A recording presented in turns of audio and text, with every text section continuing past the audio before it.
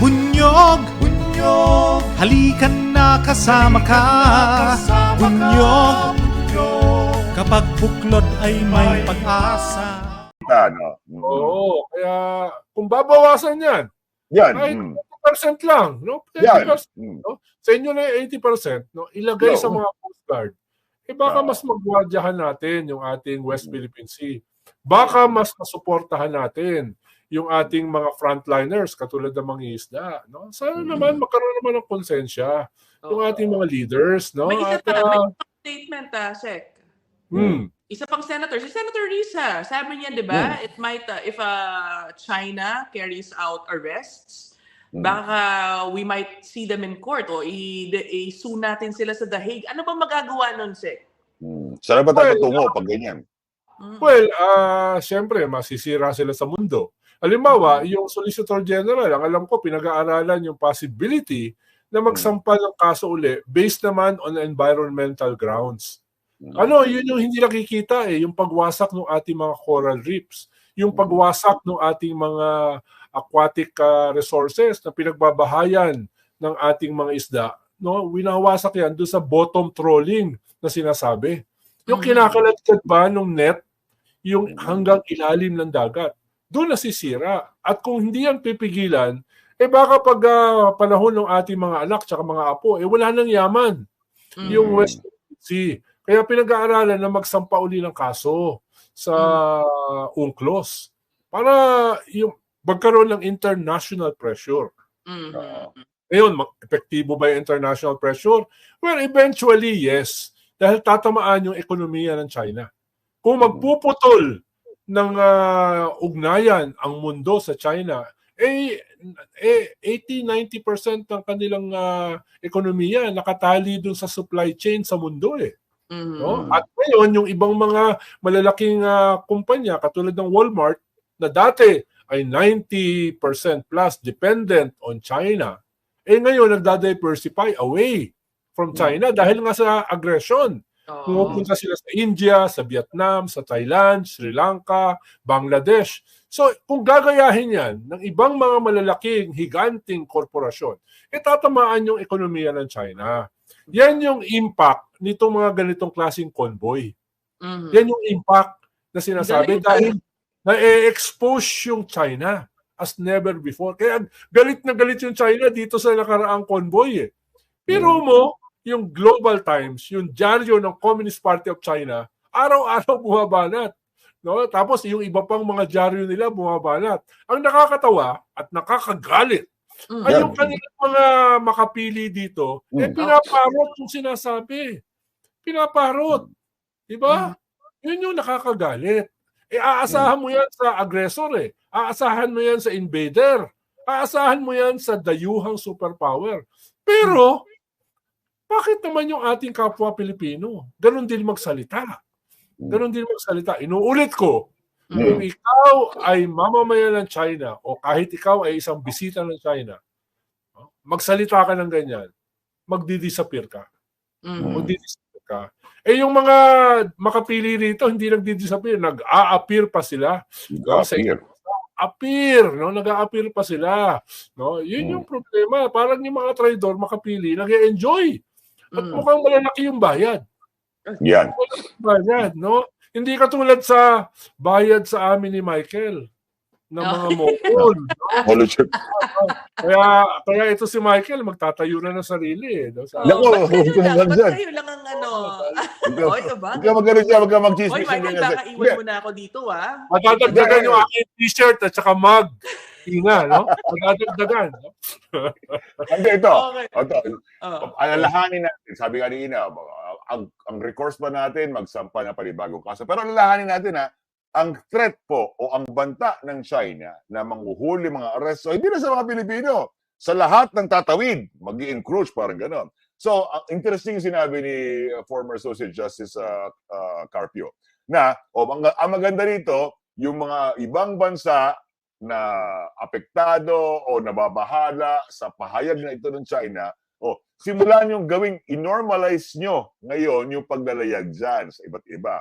Para makita natin kung paano sila mang aresto at kung anong gagawin nila at makita natin, di ba sabi nga rin ni Rafael Dito natin makikita. Kasi natatakot ata ang China sa pagkasama-sama ng ibang bansa na hindi muli na gawing normalize ang civilian travel dyan sa Sabi nga ni Rafaela, ni Paeng, David, ng atin ito, Michael, Ina, if they will militarize the West Philippine Sea, we will civilianize the West Philippine Sea. No? Civilianize namin. Gagawin namin normal yung pag-travel dyan ng mga mamamayan, ng mga karaniwan tao. Diba? Pwede nga, magpa-concert tayo dyan sa gitna ng West Philippine Sea, di ba? Pwede nga, magpa-kwent tayo dyan ang tawag dito? Pwede tayo magpalabas ng mga competition. Pwede tayo West Philippine Sea Olympics. West Philippine Sea Olympics. Hindi hulihin nila. West Philippine Sea Olympics. Yan. Pwede. So, yun yung pala, in your face ba? In your face, isi-civilianize namin yan. No? Isi-civilianize namin yan. Pero may nagsabi nga, yung isang talking head, hindi nakaabot sa Scarborough Shoal. Nakaabot sa Scarborough area. Hindi nakapasok sa Shoal. Hindi naman mga suicide bomber yan. Hindi naman mga yan, di ba? No? Pag tinamaan ng water cannon yung mga bangka, ano mangyayari? No? Di ba? Sarap siguro ng pakiramdam, Sek, no? Kasi nakita ko yung video ni Ate Paeng, si Rafael David. Na birthday pala niya ng araw na yun. Tapos nag-swimming siya doon sa at kinakanta. Nawala ang cellphone, nahulog. Nahulog ba? Oh my gosh. Pero nakiyata yung cellphone niya. Anyways, di ba, ang sarap siguro pakiramdam na nandun ka lang kasi ito ang nakikita kong difference, no? Yung mga interviews ng mga mangisda, yung mga kasama, yung mga civilian volunteers, yung mga watchers, yung mga observers, ang sarap ng pakiramdam na lahat sila parang masaya lang na maganda itong adikain ito na unity. Hindi yung parang, pumunta tayo doon, parang doon, makakas tayo. Kasi yung depensa naman ng kabila, parang lahat sila parang on the guard, na parang may gagawin ka something malevolent. So, may ganun, Sek. Ano yung tingin mo rito?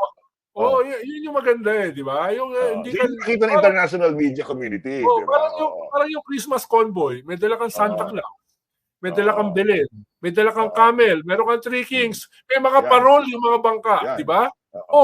Tapos haharapin ng Chinese Navy. Chinese Navy yung humarap doon Tapos may fighter jet sa taas at saka mga drone. Anong itsura noon sa mundo? Anong itsura noon? Tapos ngayon meron ka mga bangka, ito talaga mga bangka, maliliit Tapos kumakanta ng happy birthday. Lumalaw ko yung sa EEZ.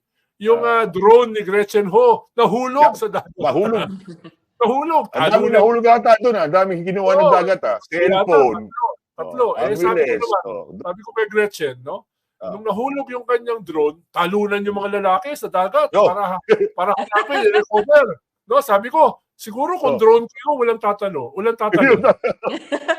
Ay, nagsabi niya, kasi, mo na. Sabi gano'n. Medyo napaka-unfair Napaka-unfair. Naman. Pag drone ko yun, papabayaan nyo. Kung drone ni Gretchen mo, magtatalunan sa dagat. Diba? Magigiting to mga divers natin talaga. Puro kung drone ni Ina Andulong yun, magtatalunan sa dagat. Pero pag drone ni Michael Pahati, wala pakialam yan. alis na tayo. Diretso na tayo ron.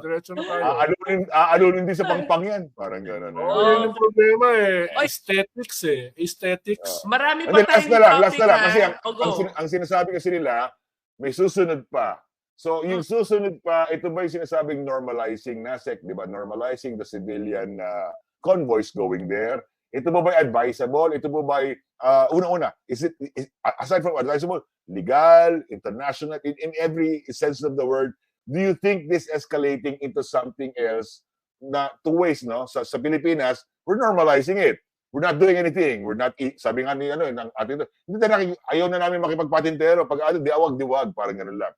Pero we're normalizing the civilian. Ano yung normalizing naman? Parang escalating ang nangyayari sa China. Kasi sa kanila, bukod sa pangaharang, ngayon nga, mga aresto na. Where do you see this going? Una, Michael, no? Hindi natin nire-recover yung hindi naman nawala. Ibig sabihin, hindi nawala yung West Philippine Sea. Kailangan lang natin pangatawanan. Yan yung ibig sabihin ng civilianize. Laban sa eyes ng China. Oo. Kalawa, nakilala yung ating bansa noong 80s dahil sa people power. Ngayon, gagamitin natin ang people power sa West Philippine Sea. Di ba?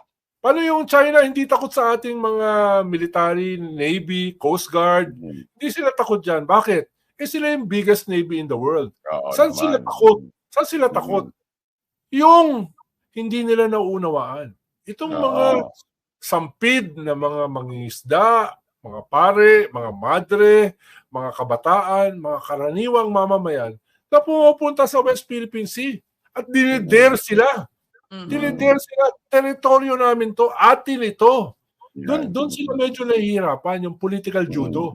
Nagamit yung lakas nila. Gera, kaya nila yan. Pero yung pag ganito, doon sila nahihirapan. Kaya, hindi nila alam kung ano gagawin eh. Kung mababasa mo yung kanilang mga statement, litong-lito sila eh. Sabi nila, ito pupunta rito, tatalon sa dagat, itong mga mangingisda, para ipakita sila ay biktima. Nakakatawa, di ba? Comics sa dating. Yun nakakatawa. Kaya, yun yung sagot nila. Yun yung sagot natin. Yung sagot natin. Hindi ko sinasabi na walang kwenta yung mga Navy natin tsaka Coast Guard. Mahalaga yun. Para gwardiyahan tayo. Pero ang nagiging vanguard, ang nagiging frontline, kung saan nasasaktan ng China, itong ganitong klaseng civilian convoy. Hindi nila alam kung ano gagawin. Anong gagawin nila sa Parol? Anong gagawin nila sa Belen? Anong gagawin nila sa Three Kings at saka Santa Claus? Anong gagawin nila? No? Sabi ko nga kung bungguin yan, tapos mahulog sa dagat si Santa Claus, lumulutang-lutang doon. Ano gawa sa resin no? Ang ganda ng picture noon, di ba? Mahirap nga na ma-justify. Yung sinasabi na, kapag nagsama-sama po kasi ang Pilipino sa isang adhikain na mapayapa, di ba? Na may tamang hangarin, na may pagkakaisa, dyan po talagang nahihirapan yung mga kapangyarihan ng kadiliman, na makapangyarihan mga bansang puro na lang paghahasik ng kasamaan ang nasa isip. Sige, Ina, moving on to another topic. Praise the ceiling! Praise the ceiling! Ito mabilis lang, Sek, bago tayo. May hulanong salita na ang ibig sabihin dito ay ang pagkakaisa. Bunyog Party List. Halika na, Bunyog Party List ka na.